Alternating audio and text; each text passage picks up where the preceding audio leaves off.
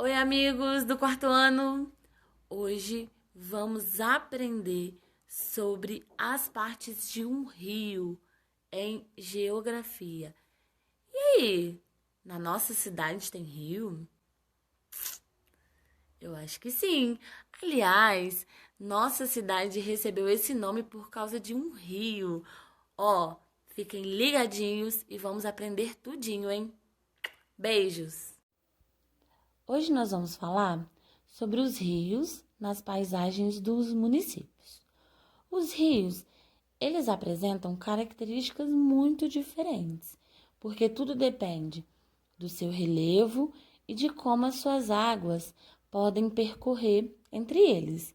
E aí, aqui nessa página, nós temos dois exemplos que são conhecidos como a cachoeira, né, que é um rio em relevo com desníveis, ou seja, ele fica um pouco plano, depois ele tem uma caída, e aí formam então as cachoeiras.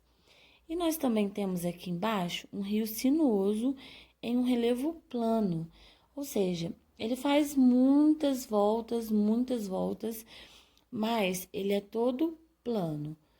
Por isso que os rios, eles são diferentes um do outro, pelo volume de água também, tá? Porque alguns possuem pouquíssimas águas, já outros possuem muitas.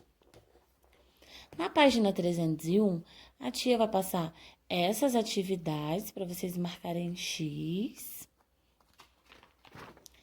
E na página 302, a gente vai ver as partes de um rio. A gente vai começar com a nascente. A nascente, a setinha está indicando, é onde nasce o rio, ou seja, é onde o rio começa a se formar. Ele é conhecido como nascente ou cabeceira. Nesse caso, o rio começou a se formar aqui. Depois, nós vamos aprender o que é o leito. O leito é onde as águas passam. Observe aqui a setinha. Ó, é onde as águas vão passando e vão fluindo certinho. Na página 303, a gente continua com as partes dos rios. Nós temos também a próxima parte que se chama margem. O que é margem? É tipo aquilo que a gente faz no nosso caderno para separar da linha, daqui a gente não pode escrever.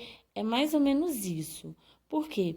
A margem ela fica imediatamente do lado do rio, ou seja, é a porção de terra que fica ao redor do rio.